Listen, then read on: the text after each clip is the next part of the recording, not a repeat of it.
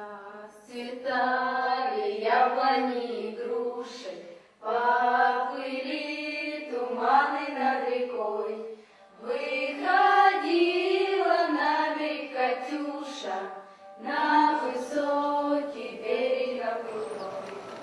Выходила на берег Катюша, на высокий берег на крутой. Выходила, песню заводила, про степного сизого орла, про того, которого любила, про того, чьи письма берегла, про того, которого любила, про того, чьи письма берегла. Hi, we're Kenny and Laura Payne, and we are missionaries in Ukraine. In the fall of 1999, we visited Gorlovka, Ukraine, and we were visiting the hospital where we provided humanitarian aid in the years previous to that time. And they had a new problem that they wanted us to become involved with, and that problem was that they had 22 abandoned children. There had always been some abandoned children staying at this hospital until their paperwork was completed and they could move to the orphanage, but to have 22 of them was quite a new thing for the hospital, and they had no funds from the city and no provision whatsoever to take care of these kids. And so Laura and I were visiting in Ukraine for about 3 weeks, and they asked us if we would be willing to do something to help these children. And Laura said something to them. Of course we would help them. I just didn't know exactly how, but we would figure out something. And so when we got back to America, what we had to figure out was how we were going to do that, because we had pledged that we would start doing something and that we would do it rather quickly. Имя всех выше, дивный Спаситель, чудный Господь, Эммануил. He was in dirty clothes, in ready type bag, playing just outside on the snow, lying on the snow in a bag. Who found him? A police officer or just a person or what? Милиция его нашла или просто some people who were passing by saw this bag and that, you know, it was making some movements, and that's how they paid attention. They even brought their own blanket. He was extremely cold. That's the only problem they found with him so far. Yeah, it was 31 degrees below zero last night. I guess that is cold. Истинный свет, наш Искупитель, истинный свет. Once we began dreaming of providing the orphanage for these children so that all of the children could have a great place to live, we were running a little short just on monthly operating expenses. And so I decided to visit Patricia Barnes of Sister Schubert's Homemade Rolls. Patricia has been very generous in the previous years about providing product for shipment to Ukraine and also money to help us with our programs. And I just knew I was in a hole and needed some help, and she would be a good person to see. So I walked into her office, and she was so excited to see me. She said, "Kenny, I just can't believe you're here. I was thinking about calling you." And I said, "Well, I really need something important too." And so she said, "Well, mine's more important than yours." And I was like, "Well, okay, you go first." And she said, "Well, I want to build an orphanage in Eastern Europe, and I think I want to do it in Romania." And I said, "Okay, I'm sure that I can help you do that, although I've never been to Romania. I know, Eastern Europe, and I'll be more than happy to do that. May I ask why you want to do it in Romania?"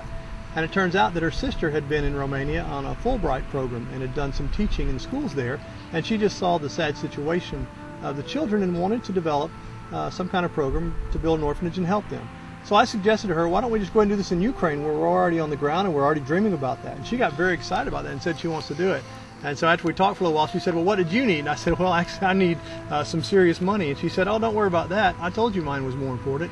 And that's how the orphanage project really took flight, because she's committed to helping us do that. And as it stands right now, she's willing to match dollar for dollar everything I raise for this project. So you need to know, if you give to this project, the funds that you give will be matched by the Barnes Family Foundation, of which George and Patricia Barnes are the overseers. I think I am blessed to be the one who tells them that this will be a special place for babies, and there is nothing like this place yet in the city.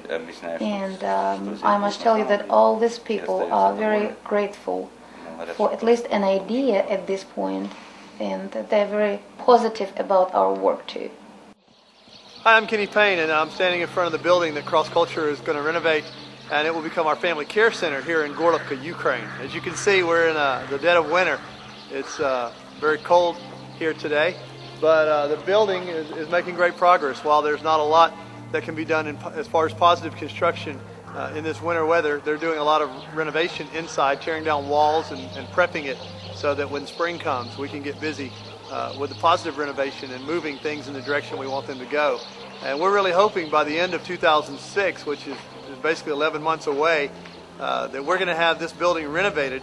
And inside this building, there will be 7 apartments that house foster families that provide care for the abandoned babies that we're taking care of in the city.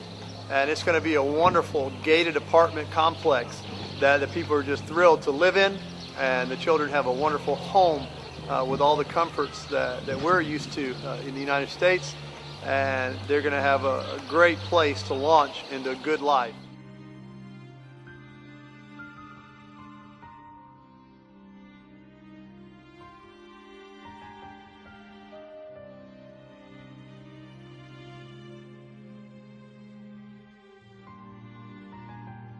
The reason that the social services of Ukraine, especially in the Donetsk region, are not able to provide for these children has nothing to do with the desire of the government to take care of the children. The desire is there. They long to do that. It's strictly a financial issue. Donetsk region has the greatest number of abandonments of all the regions in the entirety of Ukraine. And in addition to that, we've also got more extreme poverty than other regions of Ukraine. And those two factors added together create a situation in which there's just not a strong enough tax base for the government to provide everything they need to provide for these children. So there's already laws on the book that state that the children will be cared for in a good way. And if those laws could actually be put into practice, if there was finances to do that, then these children would have a much better life. But the truth is, whether the law says something or not, if there's no money to complete the law, then it just gets left undone.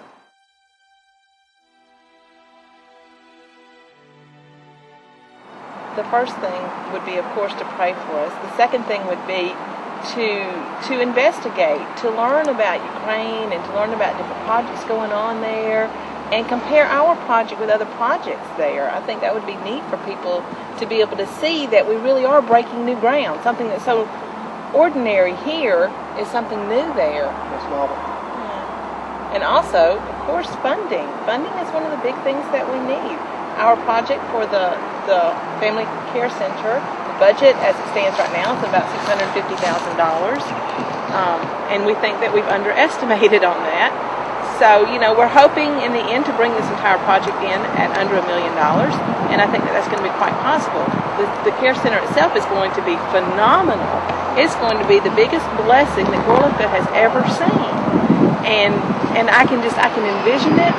And I'm sure that when you walk on the premises, you're going to just feel the very presence of God and know that these children are being brought up the way they need to be.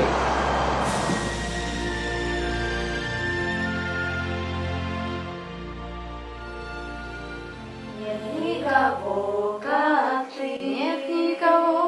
ты, никто не может так коснуться меня. Я могу искать всю жизнь и найти, о Господь. Нет никого, как ты. Твоя рука на мне, твоя рука на мне. Я не боюсь, когда ты рядом со мной. Ты знаешь сердце и все мысли мои, о Господь. Нет никого, как ты. Ты искупил мой грех, и благодать Твоей небесной любви в нерукотворном храме наших сердец, о Господь, нет никого, как Ты.